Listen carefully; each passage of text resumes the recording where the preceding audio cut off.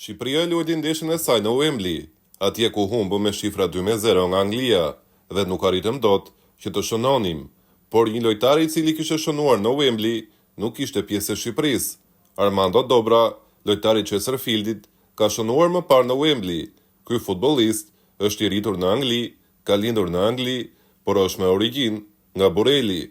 Dobra ka luajtur me Shqipërinë në 19 dhe më pas me Shqipërinë në 21, ndërsa është ende në pritje të debutimit të tij me Shqipërinë A. Megjithatë, ky debutim nuk po vjen dhe te Kosova ka nisur që pas rastit etnik bruti të veprojnë po njësoj si edhe Shqipëria. Në bazë të informacioneve ekskluzive që zotëron koha shtesë, dardanët e kanë parë Armando Dobrën dhe kërkojnë që ky futbollist t'i bashkohet Kosovës. Sigurisht që nëse ky kalim do të ndodhte, 23 vjeçari jo vetëm që nuk do t'i quhej tradhtar, por do të mbështetej dhe do të duartërokitej nga të gjithë tifozët shqiptar, pasi në fund të fundit do të ishte pjesë e Kosovës. Armando Dobra ka shënuar 9 gola në 37 ndeshje me Chesterfieldin në këtë sezon në League 2, ndërsa roli i tij preferuar është pas sulmuesit kryesor. Për të ka pasur shumë interesime nga klubet të League 1, të cilat kërkojnë që të shkojnë në Championship, por ka vazhduar te Chesterfieldi.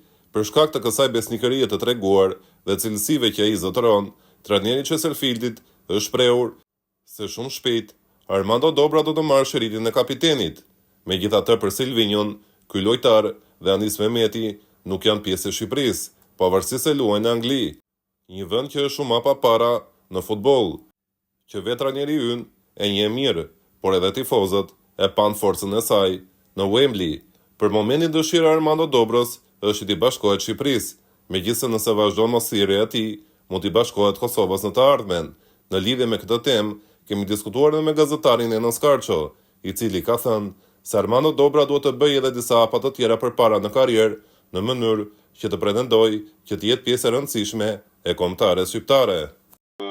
Folëm për rastin e etnik brutit i cili kaloi nga Kosova te Shqipëria dhe përse Kosova nuk thrisë lojtarë nga Shqipëria. Në bazë të informacioneve ekskluzive që koha shtesë ka, Kosova po tenton dhe është shumë afër që të marrë një futbollist të Shqipërisë, i cili ka luajtur me U21 tonë, bëhet fjalë për Armando Dobrën. Armando Dobra është pjesë e Chesterfieldit në League 2 të Anglisë dhe është në kontakte me Kosovën për shkak se nuk është thirrur nga Silvinjo dhe mund të jetë pjesë e dardanëve në të ardhmen. Nuk është diskutimi duhet vez, është tradhtar apo s'është tradhtar, se sigurisht ne e folëm dhe është shumë mirë që ata lojtarë që Silvinjo nuk po i ka në konsiderat, Kosova mund t'i marrë, mund të përforcohet. Pyetja ime për ty është kjo: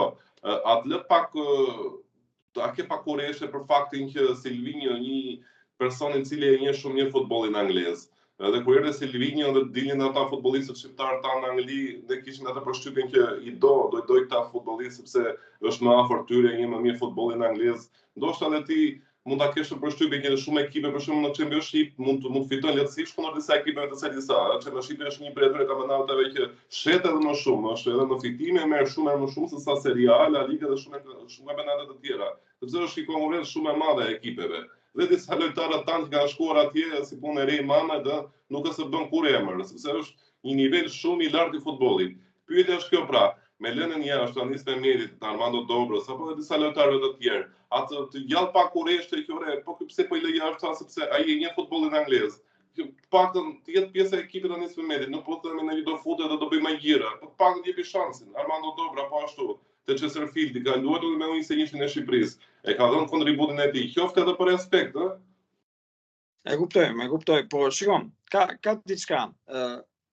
Silvinjo dhe jo vetëm Silvinjo, pak të mënyra se si është shpjeguar funksionimi i skautëve të Federatës Shqiptare të Futbollit, ai aplikacioni i famshëm që në Europian bëri zhurmë i përzgjedhjes lojtarëve dhe i përfshirjes në një listë ku kërkoi me karakteristika të ndryshme dhe me nivel kampionati. Pra, unë kam përshtypjen dhe është normale që të jetë kështu, që Silvinjo t'i ketë kaluar në sit edhe këta lojtarë.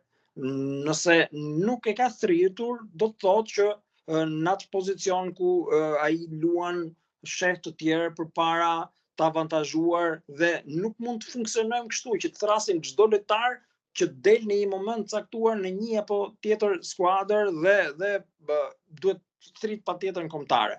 Nuk është kështu. Ti do të thrasesh në bazë të të një performance, pra kur ai lojtari të arrijë një stad më të jo stabil, po them një stad më të lartë, pra ta marrë përdore skuadrën e tij, ta shtyp përpara, të tentojë të ngjitet këtu apo të bëjë një arritje personale me një numër gola, sigurisht do vi koha që ta thrasësh në kombëtare. Por nuk funksionon kështu. Pra, është një lojtar që luan me Chesterfieldin apo me Kubiun, me Viganin, dhe tani thriten kombëtarët e tij se luan këtu.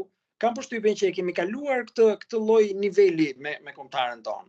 Pra, ishte dikur, merre filanin se luan aty, se mezi gjenim lojtarët dhe ishin pak që luanin jashtë dhe ai thirrej menjëherë kombëtare për ta provuar. Tani duhet kalosh ca parametra për të qenë pjesë e kombëtares. Nuk mjafton vetëm luan jashtë këtu apo aty. Pra nuk besoj se është thjesht neglizhencë e Silvinjos për të mos e marrë lojtarin. Është thjesht pjesë e një procesi ku e analizuar dhe e futur në sip bashkë me alternativat e tjera, ky djalosh nuk është konsideruar nga stafi teknik mbi nivelin atyre që janë nën titullarët dhe presin momentin për të përfshirë në kombëtare. Kështu funksionon dhe kështu duhet të jetë. Për lojtarët që merr Kosova, absolutisht jo që nuk ka për të quajtur tradhtar dhe nuk ka pse të quhet tradhtar. Dhe mua do më bëhet shumë qefi që një futbollist shqiptar i Shqipërisë të luajë për përfaqësuesin e Kosovës. Absolutisht fare.